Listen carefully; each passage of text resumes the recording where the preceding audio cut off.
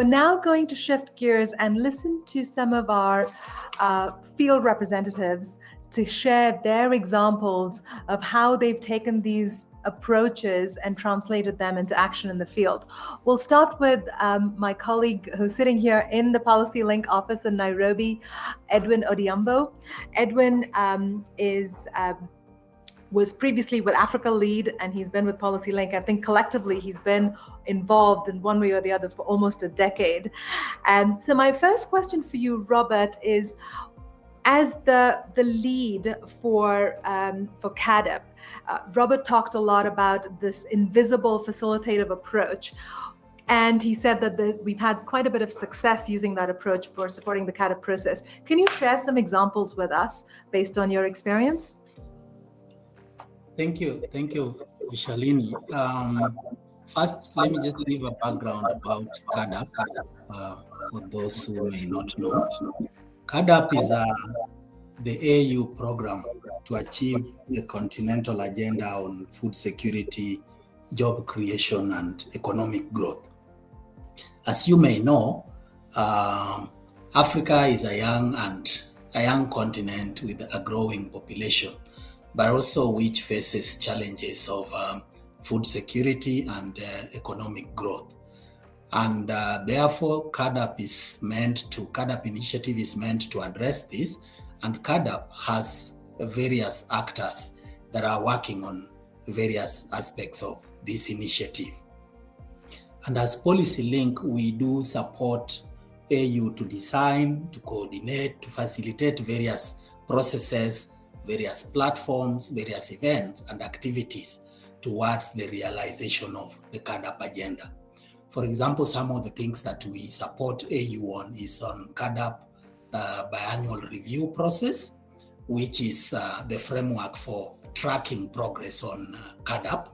And this involves a lot of things going on. For example, there's a BR task force that coordinate the design and collection and analysis of data.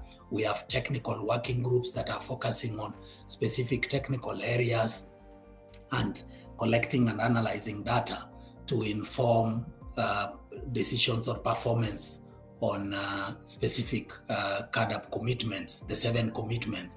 And in this process, we've also supported them to do a critical analysis that enabled them to evaluate this process. As Robert mentioned, we've supported, or this BR process has been there for a number of times. And so they had to take a look at how have they been doing it, has it been effective?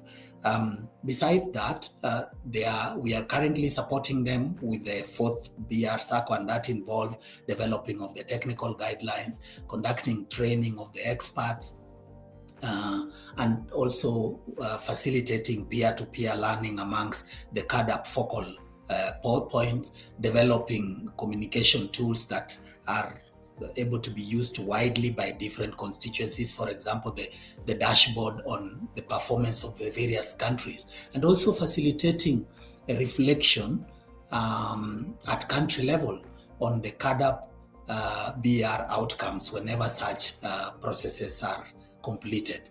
Other activities that we also support that I want to go deeper into include the CAADP Partnership Platform and CAADP Malabo Policy Learning Event, the implementation of the CAADP Business Plan, supporting the inclusion of the youth in CAADP processes, and also just enhancing the coordination between AU institutions, the donors, and technical partners.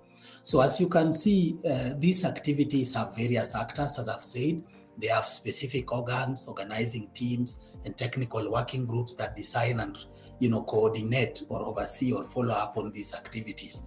And it also leverage on different expertise and resources from different partners, including Academia 2063, AGRA, FAO, FARA.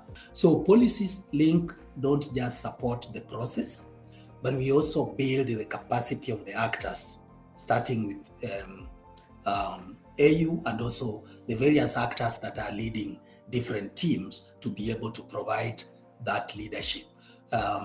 And some of the things that we do as part of the facilitation process or capacity building process is that, as Robert had mentioned, we take a lot of time, we spend a lot of time building the relationship and the team dynamics, helping them to outline the purpose, set up the structures, and agree on the overall process of doing whatever they are going to be doing, clarifying the purpose, the activities and the roles, how they are going to learn, also being able to identify what kind of information they will require or evidence they will require, how to get that evidence, how to package that evidence and utilize it, and also how to disseminate the outcomes of the activities. And as I've mentioned also, there are different constituencies, and some of these constituencies are usually forgotten. For example, the farmers, the youth. What do? We ensure that we help to mobilize these constituencies, help them to organize themselves, help them to clarify their priorities and agenda, help them to identify evidence to support their position, and also to engage in these processes. If I had time, I would have explained some of these activities we are currently doing with the youth. And so you find that this process in a way help to facilitate collective action by ensuring that everybody is included, clarifying the structures of engagement, clarifying the purpose and prioritization of the various activities, and also deploying different tools and methodologies that facilitate dialogue and decision-making processes. Thank you. It's useful to hear about your approach. I'm just curious, Robert and you have mentioned the sort of elaborate investment of time and patience, I think are the words that you used, in order to build trust. I'm curious about the trade-offs between all of this time and the time and patience that's needed to build trust between stakeholders and versus the impact in terms of strengthening the overall policy system. What are some of your reflections on that? Yeah, that's a good question. Let me start by saying that most AU CADAP work is done through a co-creation process, because this is a complex continental process that has different actors, and you have to ensure ownership and buy-in of everybody. And therefore you have different institutions that are doing different things, but sometimes also have different interests. And therefore, as I said, this requires process facilitation, managing stakeholder relationship and the power dynamics. And so we've invested a lot in developing, stakeholder relationships and building trust amongst the actors. And what we have realized that this investment is very, very good, because it helps not just to build trust, but to also clarify the purpose, priorities, and joint coordination structures.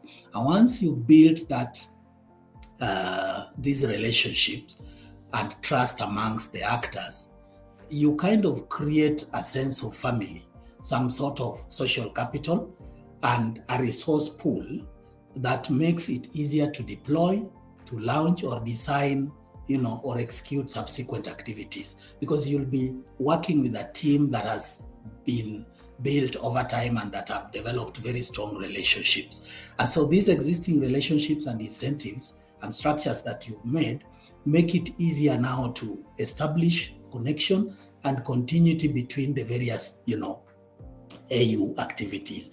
And actually, besides also it helps to enhance accountability, because now they are open, they are able to question each other, they are able to provide honest feedback because they have developed that level of confidence.